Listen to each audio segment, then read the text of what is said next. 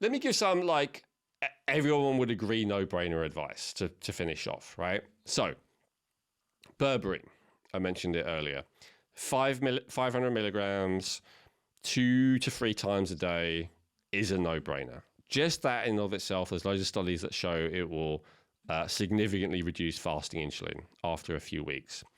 This will benefit you even if you are 400 pounds, even if you're eating this or that or whatever. It just helps.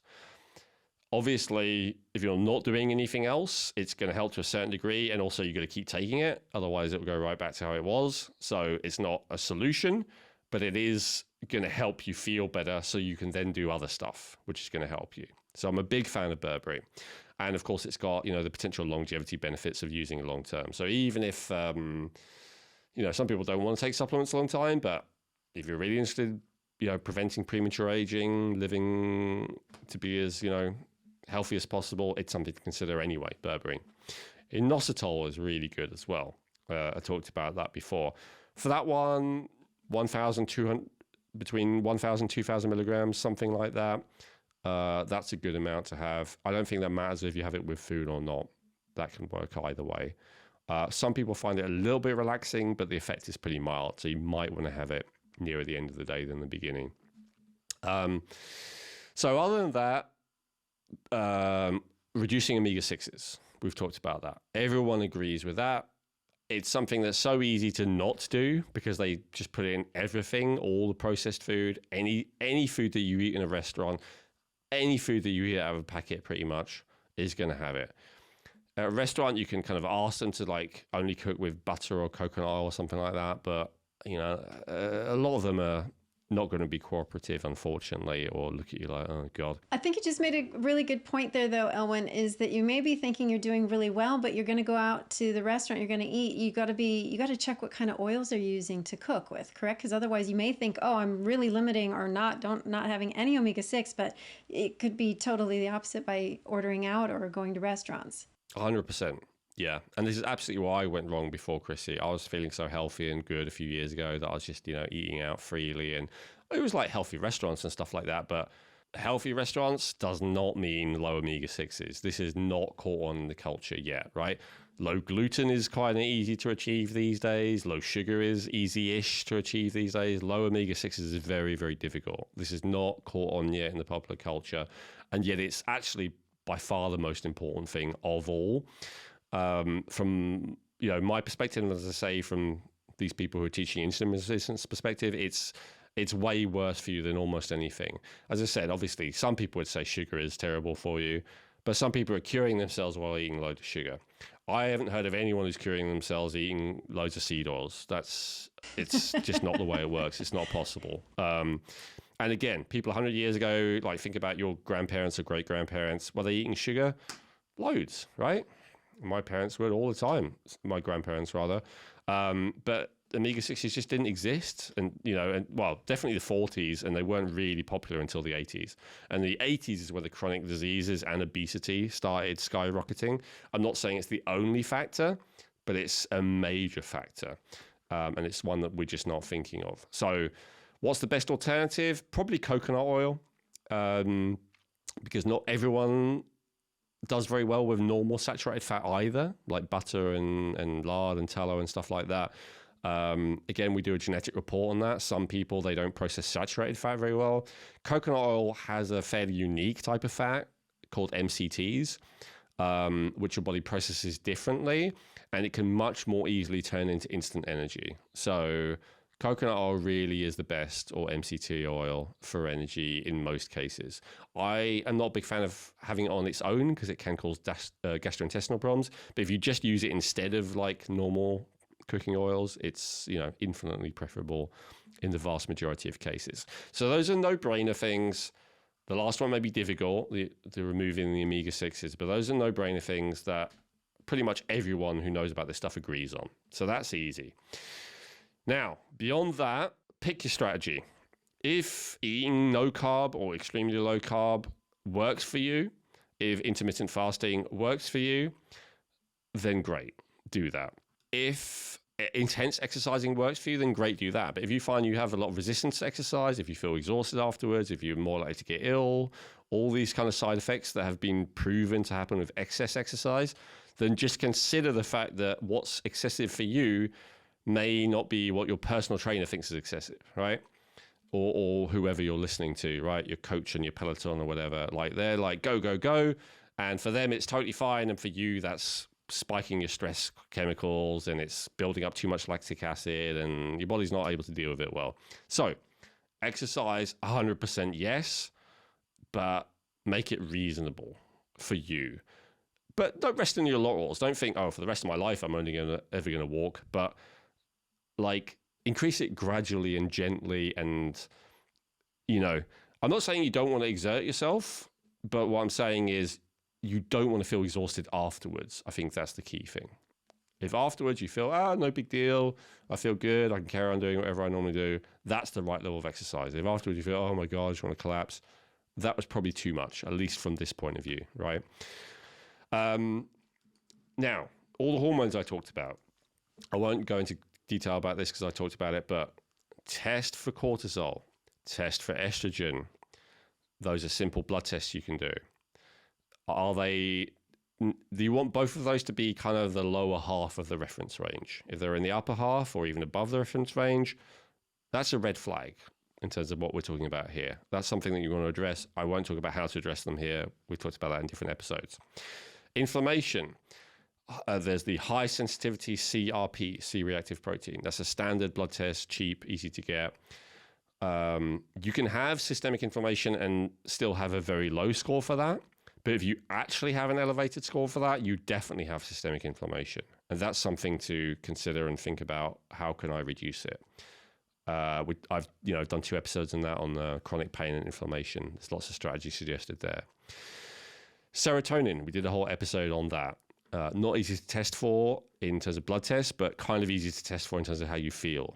So you can consider that one.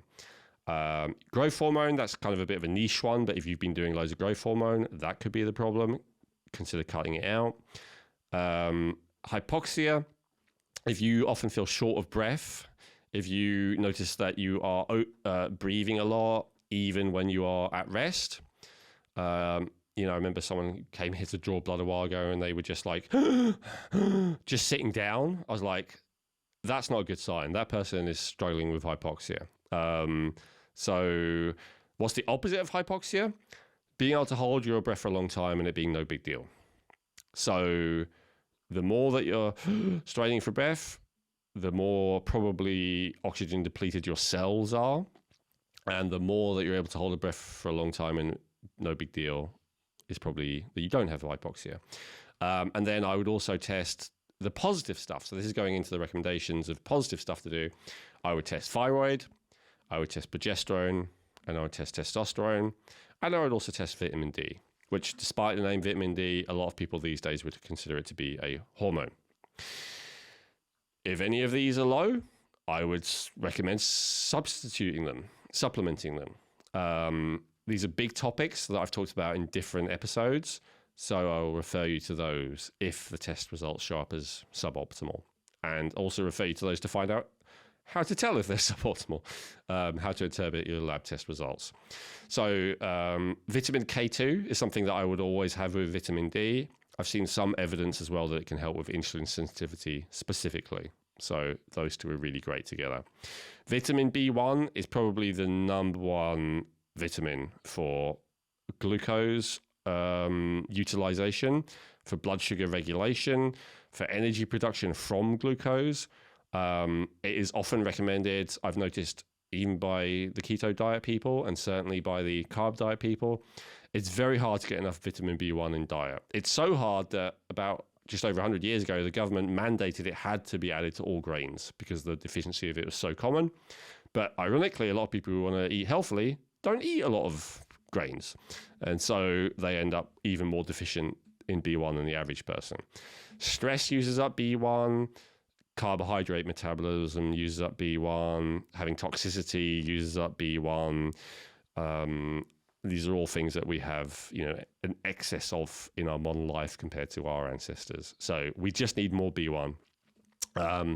Possibly the best form of it is benfotiamine, which is like a fat-soluble version of B1. B1 is usually water-soluble. Benfotiamine is the number one supplement that, other than metformin and berberine, that I'd recommend to anyone with diabetes. It's usually used to reduce the symptoms of neuropathy, but it also just helps the health of the nervous system in general. It helps with glucose metabolism in general. I would absolutely recommend it to anyone who has any blood sugar issues, including insulin resistance, like extra. It's very hard to get enough from food. There's a lot of foods where if you just have something, you get loads of it. Like, you know, if you want loads of zinc, it's not easy to get, but if you have oysters, there's loads of it, you know, or whatever. If you want K2, most foods don't have it, but if you have like cheese, it has a lot of it. There's really no food that's really high in B1 that you can just load up on like you can really top up your B1 by having that food. So it's one of the things that I'd recommend to supplement. Obviously, you know, vitamin D you can get from some, K2 you can get from, as I said, fermented food, but B1's really hard to get. B3, especially in the form of niacinamide, is very beneficial as well.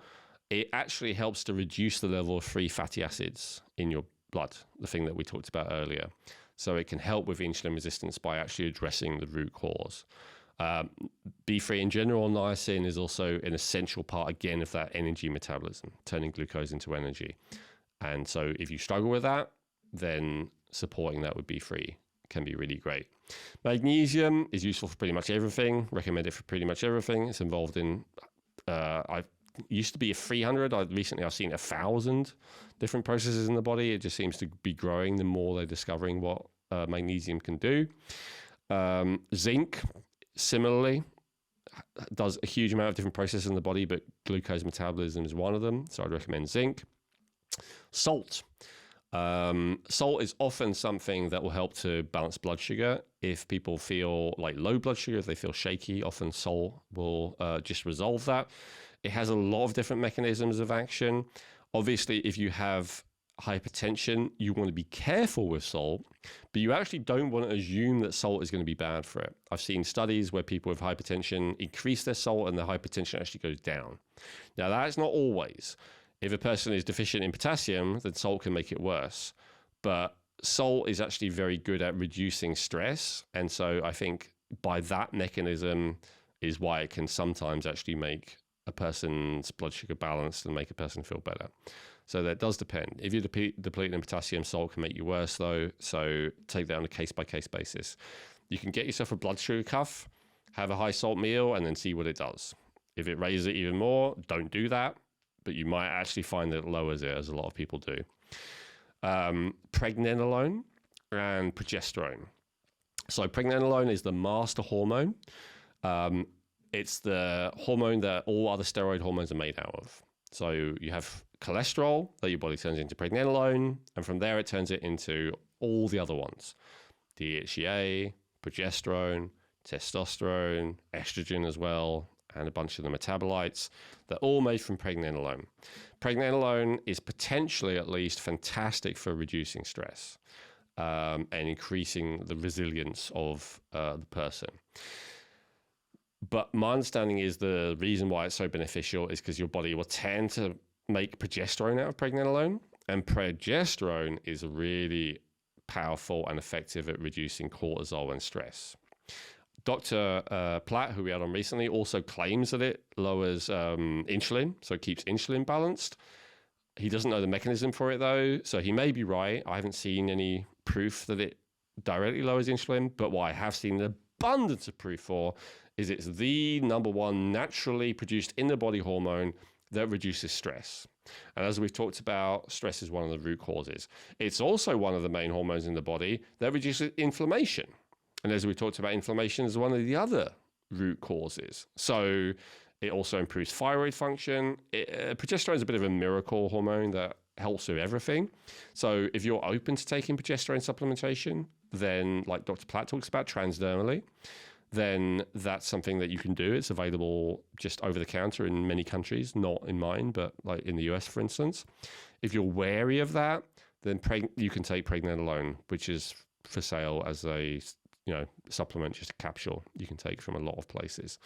Dr. Pete's preference was to use pregnenolone for this particular purpose for insulin resistance, for reducing stress.